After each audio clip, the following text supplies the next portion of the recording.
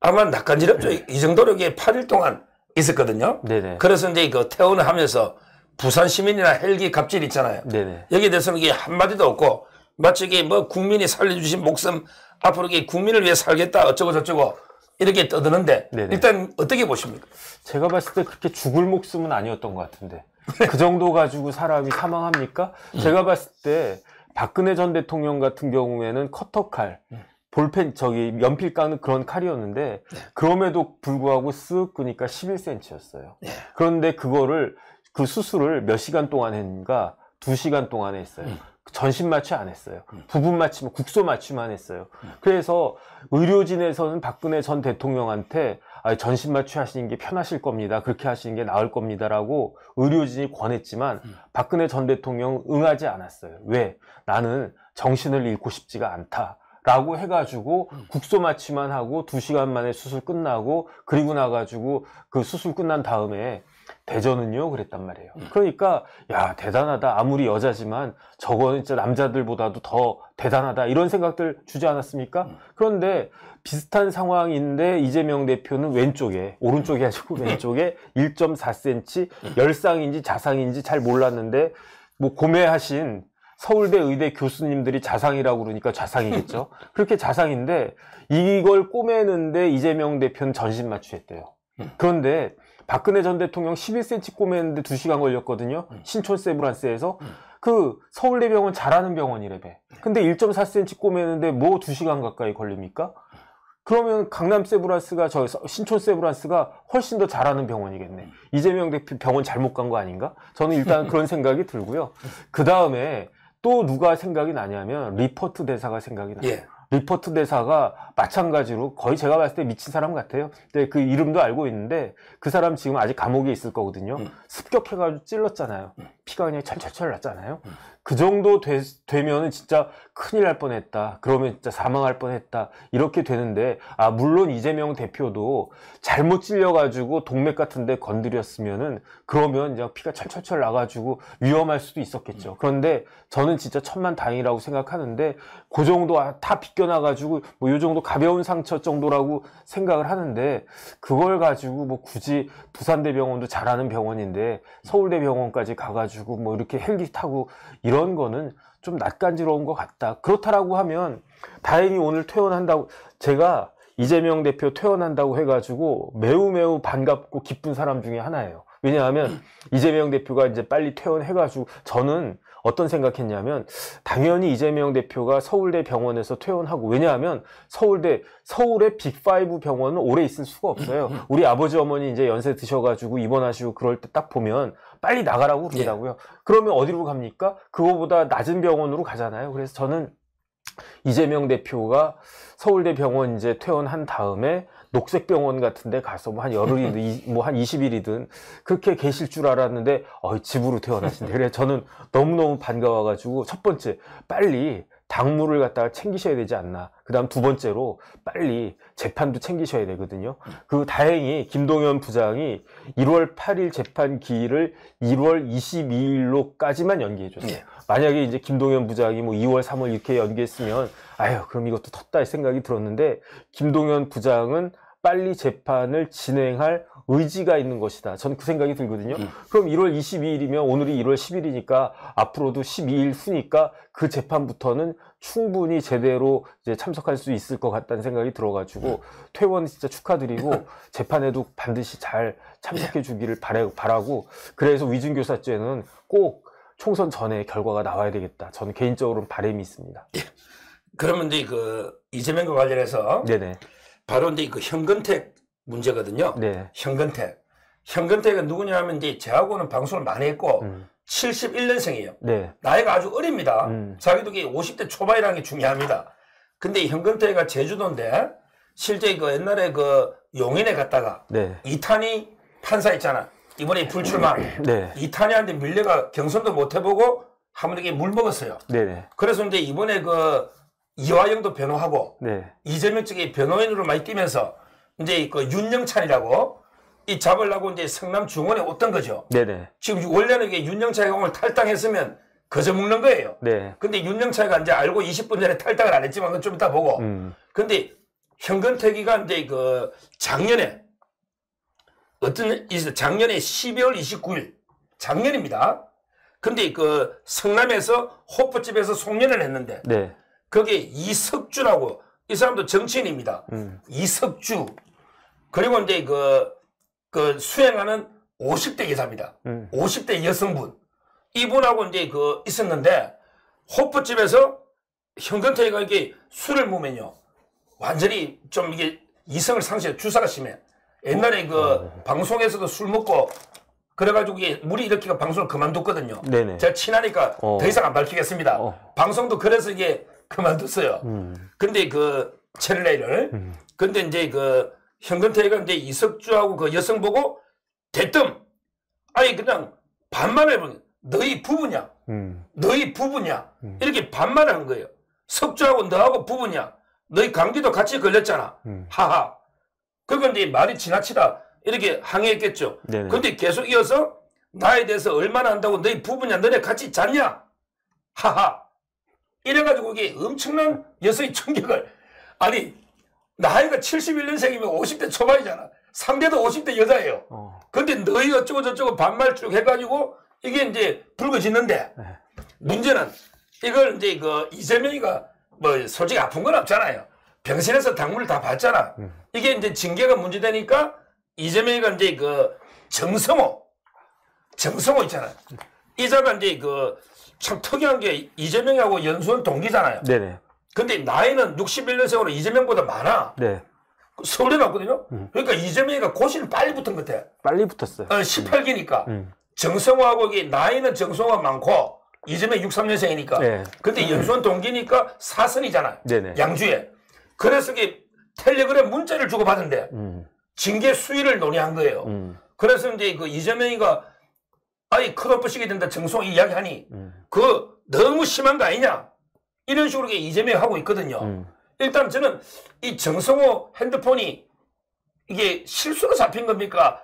아니면 정성호가 현근택이 친거나 뭐 고의로 유출된 겁니까? 이거 어떻게 봅니까 먼저? 제 생각에는 정성호 의원이 그렇게까지 정교하신 분은 아닌 것 같아요.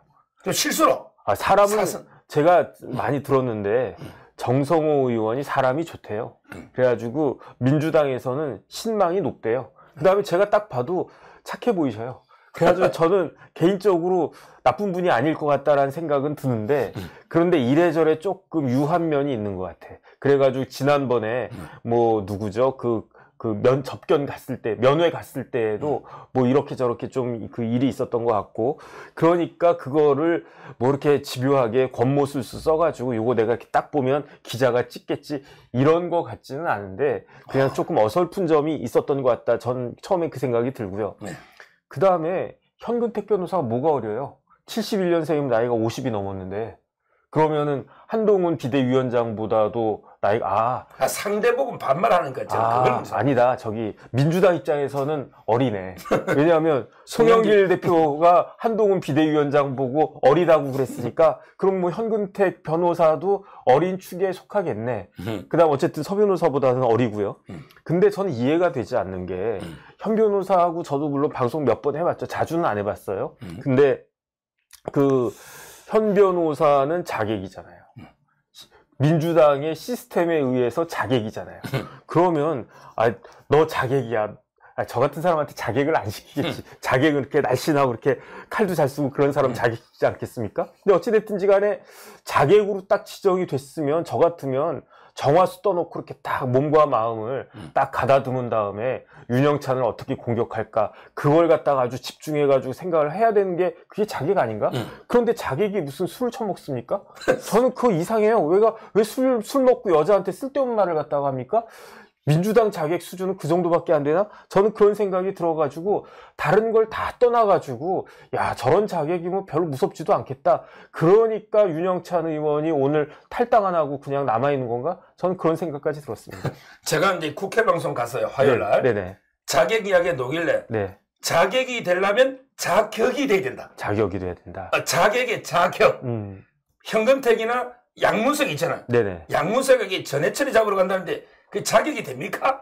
그 말이 안 되는데 네네. 저는 이 사건을 보고 네 가지가 제법 문제있다고 조금 전에 광주 방송에서 네 가지를 한 게 첫째 네. 이재명이가 당무를 복귀하지 않았다 했잖아. 네네. 근데 병원에서 다 당무를 보고 있잖아요. 네네. 옛날 단식 때도 그랬고 네. 이게 쇼 아니냐? 네. 이미 당무를 다 병실에서 보고 있다는 게 첫째 문제고. 네. 그다음에 두 번째가 바로 이제 정성호가 비선 조직이죠. 네네. 이게 공식으로는 아무 직책이 없잖아요. 그냥 비선 조직에 의존해서 당을 이끌어 나가는 네네. 이게 문제고 정성호. 세 번째 중요한 게 윤리 심판원은 독립된 기구잖아요. 네. 그럼 이게 이재명이든 뭐들 윤리 징계 수위를 이래라 저래라 못하잖아요. 네네. 독립된 기관이다. 이걸 침해한 게 아닌가. 이게 세 번째고요. 네 번째 가장 중요한 게 이재명이는 내 편은 무죄. 네. 상대편은 단죄. 네. 형근택이 내 편이잖아. 네네. 그러니까 이게 그냥 경고로 끝내. 컷오프 가혹해. 내 편은 한없이 관대하고 상대 진영은 단죄, 음하게 하는. 이게 이재명의 이중성 아닌가. 저는 이런 네 가지 문제가 있다 봐요. 첫 번째, 당무를 안 한다라고 하니까 진짜 안 하는 줄 아네. 그러니까요. 사람들이 참 이재명 대표를 어떻게 볼고 이재명은 합니다. 이재명은 한다고요. 안 해도 한다니까. 그러니까 이걸 당연히 알아야 되는 거고. 아니 저는 당연히 할 줄 알았는데 그 서 변호사는 몰랐나? 아닐 것 같은데. 그 다음에 민주당의 시스템이 있습니까? 제가 봤을 때 없어요. 시스템 공천한다라고 하는데 그 시스템 공천이라고 하는 건 뭐냐면은 이재명 대표가 혼자 하는 게 시스템 공천이에요. 민주당에 있어서 시스템은 이재명이라고 하는 슈퍼컴퓨터 하나밖에 없는 거예요. 그러니까 이재명 대표가 1인 독재를 갖다 하는 정당이 민주당이다. 그러니까 제가 계속 말씀드리잖아요. 민주당은 민주당이 아니다. 민주당은 명주당이다. 그러니까 이재명 대표가 주인인 당이 명주당이니까 이재명 대표가 마음대로 하는 거지. 그게 시스템이에요. 민주당의 시스템은 그게 시스템이다. 윤리심판원이라고 하는 건요, 개딸한테나 줘버렸어요. 오래됐어요. 왜냐하면 더불어민주당 당원 80조에 보면은 윤리심판원이 규정되어 있거든요. 9장이에요. 이거 이렇게 해가지고 이렇게 하니까. 이게 10장이니까 여기 하나 붙어서 이게 9장인데, 어떻게 되어 있냐면 80조에 사무총장은 부정부패로 기소된 당직자의 직무를 정지하여야 한다. 이렇게 되어 있단 말이에요. 근데 어떤 경우에 그 당직자의 직무가 정지가 안 되느냐? 윤리심판원이 정치 탄압 등의 부당한 이유가 있다라고 인정되는 경우에는 윤리심판원 의결을 거쳐가지고 징계 처분을 취소하거나 정지할 수 있다. 이렇게 규정돼 있단 말이에요. 그런데 이 당원 바꿨잖아요. 윤리심판원의 의결을 뭘로 바꿨느냐? 당무위원회의 의결을 바꿨어요. 네. 언제? 이재명 대표가 기소되기 직전에. 그렇죠. 그러니까 이재명 대표 기소됐잖아요. 뭘로 기소됐습니까? 뇌물죄로 기소됐다고요. 성남FC는 제3자 뇌물죄니까. 그런데 민주당 당원 80조에 아주 친절하게 부정부패가 무엇인지에 대해서 규정해 놓고 있어요. 그게 뭐냐면 1번이 뇌물이고 2번이 불법 정치자금 수수예요. 그러면 이재명 대표는 뇌물죄로 기소가 됐기 때문에 당연히 직무가 정지돼야 돼요. 어떤 직무가? 당대표로서의 직무가 당연히 정지가 되어야 하는데, 그런데 윤리심판원이 의결을 해가지고 징계 처분을 취소하거나 정지할 수 있단 말이에요. 그런데 윤리심판원이 어떤 경우에 취소하거나 할 수가 있느냐? 정치 탄압 등 부당한 이유가 있다라고 인정되는 경우에. 근데 이재명 대표는 걱정이 되는 거지. 무슨 걱정? 윤리심판원이 독립적인 기구니까 혹시 윤리심판원이 내가 정치 탄압이 없다라고 생각하면 난 당대표 날아가야 된단 말이에요. 그렇죠. 그러면 어떻게 됩니까? 방탄이 안 될 가능성이 높아져. 그럼 어떻게 됩니까? 그러면 영장실질심사 받아야 돼. 그럼 어떻게 됩니까? 유창훈 같은 사람한테 걸리면 천만 다행이지만 다른 사람한테 걸리면 어떻게 됩니까? 영장 발부돼. 그럼 끝이잖아. 그러니까 당원 자체를 바꿔가지고 윤리심판원을 당무위원회로 바꿨어요. 당무위원회 그 쉬프가 누굽니까? 보스가 누굽니까? 당대표잖아요. 예. 그러니까 셀프로 저기 징계를 갖다가 그 취소시킨 거잖아요. 그런데 여기서 문제가 된 게 뭐냐면은 대장동 같은 거 관련해가지고 지금 문제가 되는 거 아니겠습니까? 그런데 대장동이 정치 탄압입니까? 그게 아니랬잖아요. 왜냐? 대장동 관련해서 제보한 사람이 누구냐? 이낙연 최측근이잖아요. 이낙연 최측근이 검찰입니까? 검찰이 이낙연 최측근입니까? 그 무슨 실장이었죠? 이름 까먹었는데. 그 민정실장. 그 민정실장 이름 뭐였죠?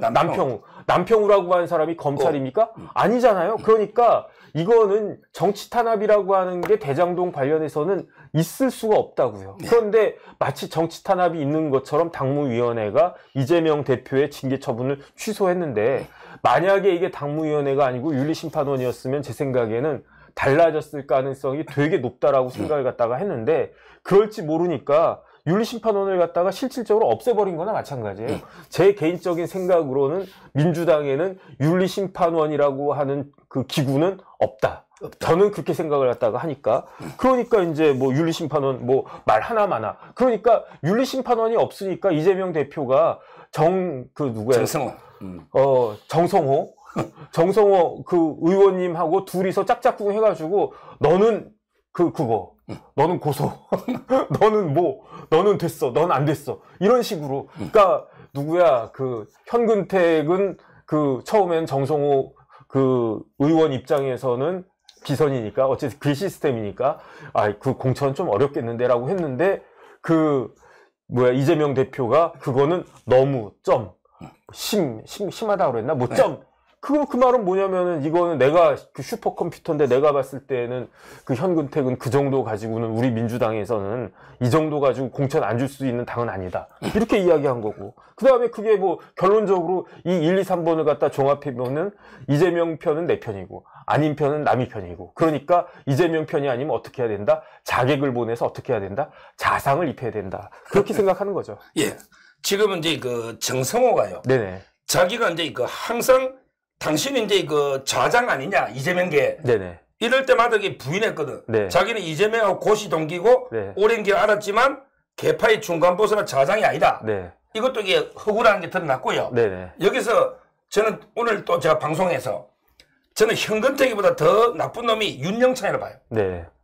지금 원칙과 상식이 4명이 나가기로 했잖아요. 근데 3명은 나갔어요. 네네. 근데 윤영찬 이자가 현근택이가 이제 공천이 쉽지 않을 수도 있겠다. 네. 그러면 이게 내가 기회가 있겠다. 네. 이러고 20분 전에, 네. 20분 전에 잔류하겠다 한 거예요. 네. 아니, 이제까지 그렇게 개딸당이라고 비난하더니, 네. 어떻게 황당하게 현근택이 딱 문제 터지니까, 네. 20분 전에 잔류하면, 이게 윤영찬, 이게 원칙이냐? 이게 상식이냐? 말이 안 되잖아요. 네네. 이 윤영찬의 행동은 어떻게 봅니까? 지금 서 변호사가 답 다 얘기해놓고 그러니까. 저보고 물어보면 어떡합니까? 원칙도 없고 상식도 없는 거지. 아무것도 없는 거지. 그런데 원칙도 없고 상식도 없고 그 다음에 정치적인 감각도 없는 거예요. 왜 그러냐면 설마 이재명 대표가 윤영찬 의원 공천을 주겠습니까? 그럼요. 현근택을 날려도 하다못해 서정욱이라도 넣어가지고 자객을 갖다가 다른 자객을 보낼 거지 현근택 자객 날라갔다고 해가지고 자객을 안 보내고 윤영찬 의원을 다시 공천을 하겠습니까? 그거는 제가 봤을 때 원칙도 없고 상식도 없고요. 생각도 없는 거예요. 그러니까 어찌됐든지 그 다음에 결국 그 다음에 나와가지고 3+1로 다시 조인을 갖다 할 겁니까? 그럼 2+1도 아니고. 그러니까 이거는 참 저는 윤영찬 의원이 서울대 선배잖아요. 그 다음에 윤영찬 의원의 형님이 제가 존경하는 무슨 교수님이란 말이에요. 그런데 왜 이런 식으로밖에 생각을 못하지? 그 다음에 윤영찬 의원이 이낙연 대표의 최측근이잖아요. 그런데도 이런가? 그래가지고 이낙연 대표 그룹이 이 정도밖에 안 되나? 저는 오히려 윤영찬 의원 자체보다도 조금 전체적인 구도에 빅텐터 이야기 하던데 그것도 잘 될까? 저는 그런 생각도 듭니다. 지금 저는 이제 결론적으로요. 네네. 이재명이가 이제 현근택이를 저는 못 날린다고 봐요. 네네. 왜냐하면 이게 현근택이가 변호사인데 네. 이재명 변호를 많이 해가지고 많은 걸 알거든요. 얼마 전에 왜 이화영 기록 있잖아요. 수사 재판 기록. 네네. 이걸 이제 불법 유출했다 해가지고 이재명이 올렸잖아요. 이걸 이제 수사받고 있거든요. 근데 현근택이를 만약에 날려버렸다. 이러면 이게 진짜 현근택이는 뒤끝 장렬합니다. 열받으면 이재명이가 시켜가지고 했다면 이재명이도 처벌되는 거 아닙니까? 네네. 수사 기록 유출을 이재명만 지시받고 했다. 네. 이럴 수도 있고. 네. 자기가 이화영의 재판 많이 알잖아요. 네. 지금 이화영이가 계속 끌려고 지금 말도 안 되는 재판 지연수를 펴고 있는데 저는 만약에 변호사라는 거는 의뢰인들의 비밀을 꽤 알잖아. 네. 우리 같은 변호사야 비밀을 지킬지 몰라도 현근택이가 과연 이렇게 자기를 날리면 과연 비밀을 지킬까? 네. 저는 이재명이가 그게 겁이 나서라도 오히려 이제 현근택이를 원래는 경고하고 살리려 했는데 근데 지금 이게 커져버렸잖아. 지금 와서 이게 이재명이가 현근택이 살리면 또 비난이 엄청날 거 아닙니까? 그래도 저는 현근택이는 못 자른다. 이래 보거든요. 지금 변호사님은 현근택이 공천 준다 안 준다? 주겠죠. 아니, 저랑 똑같네요, 생각이. 아니, 다른 걸 다 떠나가지고 민주당의 기준에서 보면 현근택이 뭐 비난받을 만하지가 않아요. 그 정도 가지고 뭐 비난받을 만합니까? 아니, 다른 걸 다 떠나가지고 이재명 대표 혐의가 얼마나 많습니까? 이제 현근택이 기소됐습니까? 현근택이 뭐 피의자입니까? 그냥 말실수한 거지. 이재명 대표는 기소돼가지고 일주일에 재판 3번 받아야 되고 거기에다가 피의자로서 저는 어떤 생각이 드냐면 이낙연 대표가 지금 민주당의 뭐 국회의원 중에 40%가 전과자다 이렇게 이야기하니까 뭐 정청래인지 누군지 발끈해가지고 민주화 운동 하신 분들 빼면은 16%다라고 이야기했잖아요. 그런데 그건 정청래가 생각을 잘못한 거예요. 이낙연 대표의 진의를 잘못 읽은 거예요. 그러면 16%는 진짜 오리지널 범죄자라는 이야기잖아요. 오리지널 전과를 가진 범죄자라고 하는 건데 그 16% 안에 누가 들어있습니까? 이재명 대표가 뭐 민주화 운동 해가지고 뭐 처벌받은 겁니까? 검사 사칭하고 뭐 음주운전하고 그래가지고 처벌받은 거지. 그 다음에 뭐 이재명 대표가 지금 기소돼가지고 피고인으로 재판받고 있는 게 뭐 민주화 운동하는 겁니까? 지금 뭐 우리나라가 검찰 독재입니까? 그러니까 이제 이낙연 대표가 이야기하고 싶은 거는 우리 민주당에 범죄자가 많다라고 하는 거는 뭘 의미하느냐? 지금 우리 민주당의 당대표가 범죄자라는 이야기예요. 그 다음에 그것은 어떻게 이낙연 대표가 그 생각을 했느냐? 한동훈 비대위원장이 한 이야기를 듣고 생각한 거 아닌가라고 저는 추측하는 게 한동훈 비대위원장이 뭐라고 그랬느냐? 민주당은 초현실적인 당이라고 그랬어요. 이게 초현실적이라고 하는 말은 불어인데 슈르레알리즘이라는 말이 있거든요. 그 초현실적이야. 현실을 갖다가 초월하는 거야. 왜 그 초현실적인 당이냐?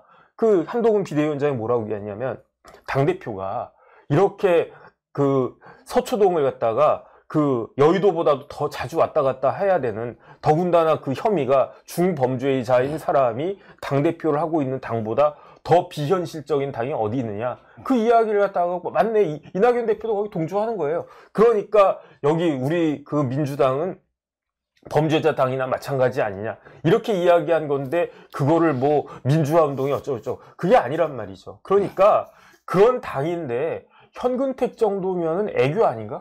그 정도면 당연히 공천 줘야지. 나 같아도 주겠네. 저는 개인적으로 생각합니다. 근데 마지막으로 하면 더 현근택이가요. 네네. 이게 그냥 저는 범죄라 봐요. 예를 들어 성희롱이라는 게 민사적으로 손해배상 대상이 되고요. 네네. 근데 너희 잤냐? 이게 송년회 불특정 다수인 공연성이 있잖아요.